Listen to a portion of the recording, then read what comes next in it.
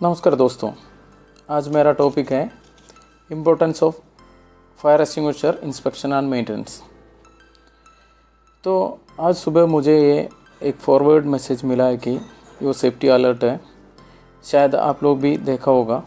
2 दिन पहले एक रेलवे स्टेशन में आग लग गया और वो बुझाने के समय फायर एक्सटिंग्विशर को ब्लास्ट होके एक पुलिस वाला का मौत हुआ। ये वो रिपोर्ट। तो अभी हम ये कहाँ हुआ, कब हुआ, इसके बारे में नहीं बात कर रहा हूँ। ये घटना क्यों हुआ और इसी तरह घटने को रुकाने के लिए हमें क्या क्या करना है, चलो उसके बारे में हम देख लेते हैं। आपको पता है फायर एक्सटिंग्विशर अलग अलग प्रकार की है और अलग अलग कैपेसिटी में भी आता है। पोर्टेबल फायर एक्सटिंग्विशर को first aid fire fighting equipment बोला जाता है, इसलिए कि कहीं भी आग लग गया तो उसका शुरुआत में ही हमको बुझाना है। अगर आग को स्टार्टिंग स्टेज में नहीं बुझा पाया, वो एक बड़ा घटना हो जाता है और हमें बड़ा नुकसान भी पहुंच देता है। आग का शुरुआत में बुझाने के लिए उपयोग करने वाला ये फायर एक्सटिंग्विशर को इसलिए हम first aid fire fighting equipment बोल रहा है। आजकल हम हर जगह पे एग्जाम्पल ट्रेन में, गाड़ियों में, बिल्डिंग में, शॉपिंग मॉल में, स्टोरेज एरिया पे, थिएटर पे, हर जगह पे हम लोग को ये फायर एक्सटिंग्विशर को देखने मिलता है। लेकिन ये सभी फायर एक्सटिंग्विशर को पीरियोडिकल इंस्पेक्शन और मेंटेनेंस का ज़रूरत है। अगर हम ये इंस्पेक्शन या मेंटेनेंस नहीं किया तो जब ज़रूरत पड़ेगा उस समय शायद ये एक्सटिंग्विशर काम नहीं करेगा। कानून के हिसाब से हम फायर एक्सटिंग्विशर को इंस्टॉल कर देगा और बाद में कोई भी इंस्पेक्शन या मेंटेनेंस रिफिलिंग नहीं करेगा। यही सिचुएशन में अगर कोई भी आग की घटना भी हुआ तो हमें ये फायर एक्सटिंग्विशर काम पे नहीं आएगा और बड़ा धोखा हमें मिल जाएगा। हम सेफ्टी ऑफिसर या सेफ्टी रिलेटेड काम करने वाला ये फायर एक्सटिंग्विशर का इंस्पेक्शन और मेंटेनेंस के बारे में ज़रूर जानकारी रखना चाहिए। फायर एक्सटिंग्विशर इंस्पेक्शन का प्रोसीजर क्या है वो देख लेते हैं। पहले हम लोग inspect surface of fire extinguisher.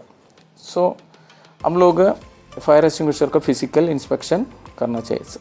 आप सबसे पहले फायर एक्सटिंग्विशर का सभी पार्ट्स को चेक करना है, इसमें कोई भी विजिबल डैमेज है कि नहीं वो सभी देखना है।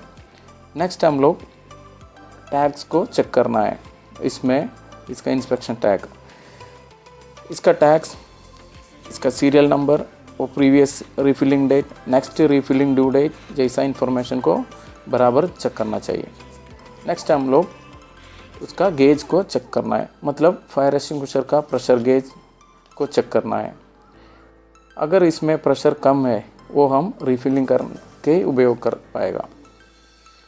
नेक्स्ट हम लोग वो पिन को चेक करना है। एक सेफ्टी पिन रहता है, लॉक पिन रहता है, वो पिन का एक लॉक रहता है। आप लोग को मालूम होगा, हम लोग जब इमरजेंसी होगा उसको खींचने का टाइम है और लॉक तोड़ के ये पिन बाहर निकलता है। वो लॉक पिन बराबर लगा है कि नहीं वो हम लोग चेक करने का। अगर वो एक बार यूज़ किया तो उसमें वो क्या बोलता है, उसका जो लॉकिंग नहीं रहता है वो हम लोग को पता चलेगा। नेक्स्ट हम लोग फायर एक्सटिंग्विशर फुल है कि नहीं चेक करने का। देखो कुछ फायर एक्सटिंग्विशर टाइप है, जैसा स्टोर प्रेशर टाइप, उसमें एक गेज रहता है। अगर वो स्टोर प्रेशर टाइप नहीं है, वो प्लंजर टाइप है या CO2 का अलग टाइप है जो CO2, उसमें वगैरह गेज नहीं रहता है, वो हम लोग कैसे है उसका फुल है कि नहीं पता चलेगा। हम लोग उसको वेट करके देखना चाहिए। वो सिलेंडर का वेट अलग रहता है और गैस का वेट अलग रहता है। तो अगर गैस का वेट कम रहेगा हम लोग उसको ज़रूर रिफिलिंग के लिए देखना है। तो नेक्स्ट हम लोग इसका डेंट्स एंड डैमेज वो चेक करना है। जो डैमेज है वो फिजिकल, कोई करोशन हुआ है, कोई बेंड हुआ है, कोई चीज़ से उसमें कोई मार पड़ा है, ये सभी चेक करना है। उसमें कोई डेंट हुआ या डैमेज हुआ तो वो फायर एक्सटिंग्विशर हम लोग कभी भी यूज़ नहीं कर पाएगा। उसको इमीडिएटली हम लोग को रिप्लेस करना है, उसको स्क्रैप में बेचना चाहिए। नेक्स्ट हम लोग फायर एक्सटिंग्विशर का होस को चेक कर लेते हैं। ये फायर एक्सटिंग्विशर का होस कभी भी देखिए कोई कीड़ा या कोई ऐसा जानवर है उसका अंदर जाके ब्लॉक कर लेता है, नहीं तो उसका होस का नट बोल्ट या उसका जो बोल्ट है वो बराबर थ्रेड नहीं बैठा होगा, उसका स्क्यूज ग्रिप या उसका एंड्री का होस वगैरह डैमेज हुआ होगा। ये सारे के सारे हम लोग चेक करना है। अगर होस बराबर नहीं है, वो डैमेज है, तो हम लोग ये फायर एक्सटिंग्विशर को सही तरीक़ा से यूज़ नहीं कर पाएगा। इसलिए हम लोग इसको चेक करना है। अगर बदलना है तो बदल के हमको इसको अच्छा कंडीशन में रखना है। नेक्स्ट हम लोग फायर एक्सटिंग्विशर का ऊपर एक इंस्ट्रक्शन स्टिकर लगा रहता है, वो स्टिकर है कि नहीं वो चेक करने का। क्योंकि देखिए फायर एक्सटिंग्विशर को हम लोग कैसे उपयोग करना है ये सभी आदमी को नहीं जानकारी रहता है। अगर एक घटना हुआ है, वो जगह पे किसी को भी फायर एक्सटिंग्विशर चलाना नहीं आता है, तो कम से कम कोई भी उधर जो आदमी है वो कुछ पढ़ सकता है, वो इंस्ट्रक्शन को पढ़ के या उसमें इंस्ट्रक्शन के हिसाब से अगर चला पाएगा, तो हम लोग के इमरजेंसी कंडीशन में सभी हम लोग को देखना पड़ता है। तो इंस्ट्रक्शन सीख कर उसमें लगा रहना ज़रूरी है। नॉर्मली वाटर बेस्ड या पाउडर बेस्ड फायर एक्सटिंग्विशर को हम हर साल में इंस्पेक्शन या रिफिलिंग करना चाहिए। अगर फायर एक्सटिंग्विशर में प्रेशर है तो भी ईयरली वंस हम लोग इंस्पेक्शन या मेंटेनेंस करना ज़रूरी है। ये इंस्पेक्शन रिफिलिंग के हम बाहर कोई भी एजेंसी को दे देता है। वो लोग फायर एक्सटिंग्विशर को हाइड्रो टेस्टिंग या जैसा अलग अलग टेस्टिंग प्रोसीजर के द्वारा चेक करता है। ये ईयरली इंस्पेक्शन के अलावा 15 डेज़ में या महीना में एक बार हम लोग फायर एक्सटिंग्विशर को इंस्पेक्ट करके अपना इंस्पेक्शन रिकॉर्ड मेंटेन करना ज़रूरी है।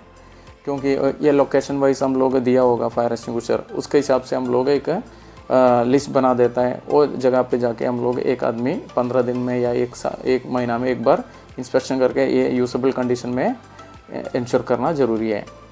दोस्तों, हम ये चीज़ याद रखना चाहिए, सिर्फ फायर एक्सटिंग्विशर लगाने में काम नहीं बनता है। वो फायर एक्सटिंग्विशर को यूजेबल कंडीशन में मेंटेन करना है, और कभी भी कोई आग की घटना हुआ तो बुझाने के लिए उधर रहने वाला वर्कर या टेक्नीशियन को बराबर ट्रेनिंग देना भी ज़रूरी है। अगर देखिए एक जगह पे आग लग गया, उधर का कोई भी आदमी को उसको चलाने के लिए हम लोग ट्रेनिंग नहीं दिया है, तो कोई फ़ायदा नहीं है उधर में फायर एक्सटिंग्विशर लगाने का। तो जो आदमी लोग ट्रेन होगा उसका बराबर तरीक़ा से उसको यूज़ कर पाएगा, तभी तो हम लोगों को ये सारे चीज़ लगाने में फ़ायदा है। तो चलिए सब लोग अपना अपना जगह का फायर एक्सटिंग्विशर आज ही चेक करके इंश्योर करना है वो सभी पक्का कंडीशन में है। फिर मिलेंगे। धन्यवाद।